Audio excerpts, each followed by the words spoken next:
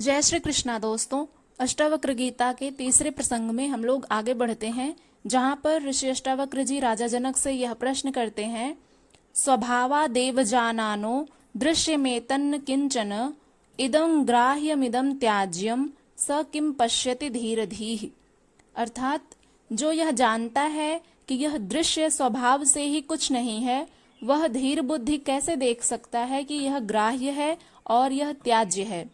यहाँ पर अष्टावक्र जी के प्रश्न का अर्थ यह है कि जो व्यक्ति यह जानता है कि यह संपूर्ण संसार स्वभाव से ही कुछ नहीं है, तो वह धीर बुद्धि यह कैसे समझ सकता है, कैसे देख सकता है कि यह वस्तु ग्राह्य है यानी ग्रहण करने योग्य है या फिर यह वस्तु त्याग करने योग्य है। तो आत्मज्ञानी को आत्मा का ज्ञान नहीं होने से वह संसार को ही सब कुछ देखता है, संसार में ही वह सिमटा रहता है। किंतु जिसे आत्मज्ञान हो गया है, उस ज्ञानी को आत्मा की ही संपूर्ण सत्ता ज्ञात होने लगती है। वह संसार को अनित्य, मायाजाल और भ्रम समझने लगता है। उसे आत्मा ही नित्य एवं सत्य प्रतीत होती है। फिर वह इस अनित्य जगत से क्या प्राप्त करने की इच्छा रखता है। जिसे महान व विराट मिल गया, वह शूद्र की अपेक्षा क्यों करेगा। आत्मज्ञानी को यह सब दृश्य जगत स्वभाव से ही कुछ नहीं है एवं सब कुछ आत्मा ही है, ऐसा ज्ञान हो जाता है।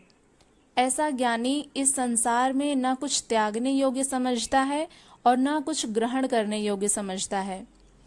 त्याग और ग्रहण दोनों ही अहंकार के ही रूप हैं।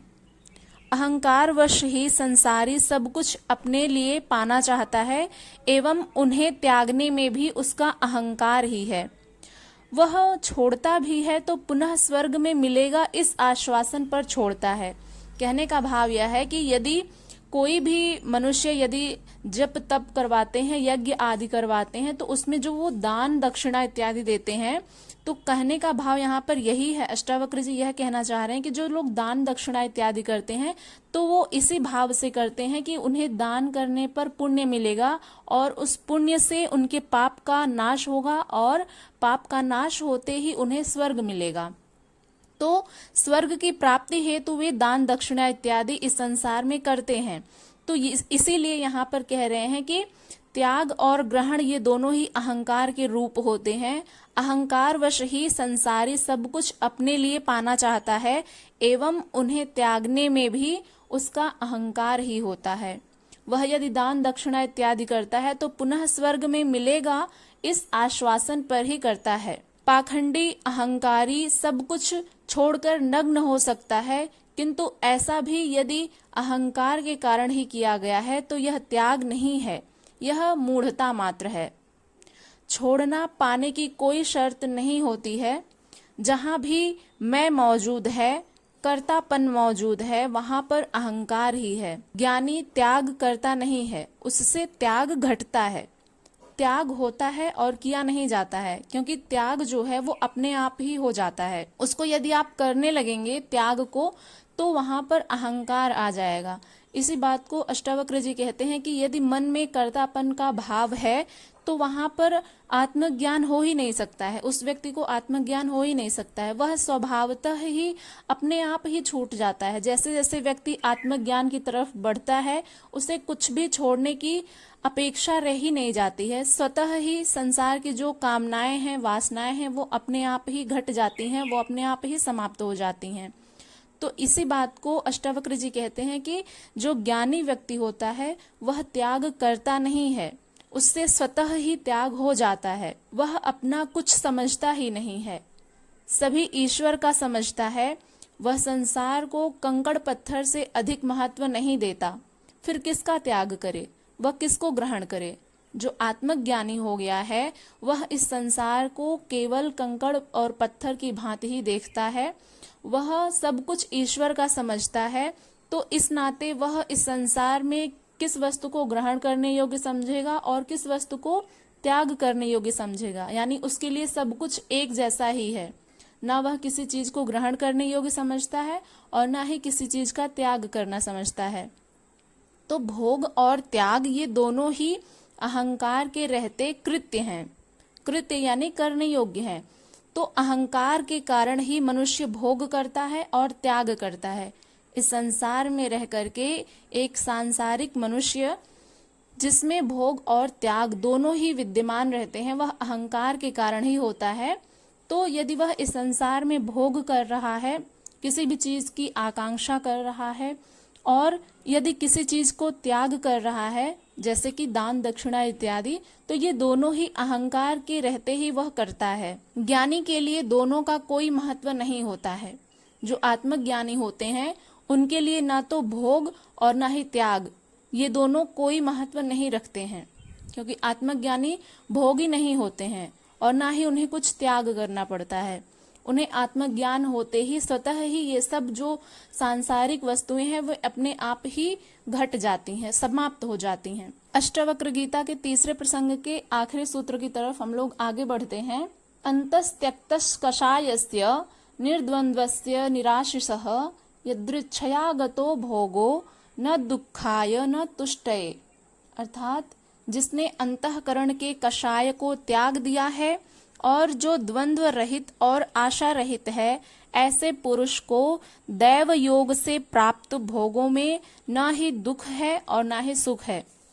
अष्टावक्र जी के कहने का अर्थ यह है कि जिसने अंतःकरण के कषाय को त्याग दिया है, मन के जितने भी कषाय हैं उनको उसने त्याग दिया है, और जो द्वंद्व रहित है, ये संसार द्वंद्व से ही युक्त है। यहाँ पर सुख दुख और ईर्ष्या द्वेष प्रेम मोह घृणा इत्यादि ये जो रात और दिन ये सब जो हैं वो द्वंद्व हैं, इसी संसार में ये घटते हैं। तो द्वंद्व से रहित है, तो इसीलिए जब वह द्वंद्व से रहित होगा तो इस संसार से भी रहित हो जाएगा। तो जो द्वंद्व रहित है और आशाओं से रहित है, एक आत्मज्ञानी को किसी से भी कोई अपेक्षा या कोई आशा नहीं रहती है, वह सब कुछ ईश्वर का मानते हैं। तो इसी बात को अष्टावक्र जी कह रहे हैं कि जो व्यक्ति अपने हृदय की कषाय को, अपने अंतःकरण के कषाय को त्याग दिया है, जो द्वंद्व रहित है और आशा रहित है, ऐसे पुरुष को दैव योग से प्राप्त भोगों में ना तो दुख है और ना ही सुख है। वह सब कुछ ईश्वर का मानते हैं, तो ईश्वर का ही समझ करके सुख और दुख को ग्रहण करते हैं, दोनों में समान रहते हैं। अब अष्टावक्र जी जनक से पूछते हैं कि तू आत्मज्ञानी है, तेरे अंतःकरण से विषय वासनाओं संबंधी सारा मल जो था वो धुल चुका है, तू द्वंद्व रहित और आशा रहित हो चुका है, तुझे दैव योग से प्राप्त भोगों को ईश्वर का प्रदत्त समझकर भोग करना चाहिए, तुझे इनमें सुख दुख का अनुभव नहीं होना चाहिए। अर्थात जो भी अच्छा बुरा होता है उसे दैव योग यानी ईश्वर की इच्छा समझकर ही भोग लेना चाहिए। यदि ऐसी प्रतिक्रिया होती है तो इसका अर्थ है कि अभी मन जो है वो जीवित है, इसका अर्थ है कि आत्मज्ञान अभी नहीं हुआ है। ज्ञानी वही है जो विवेक से जीता है, क्या अच्छा है क्या बुरा है, क्या ग्रहण है क्या त्याग है, इसका निर्णय अपने विवेक से ही करता है।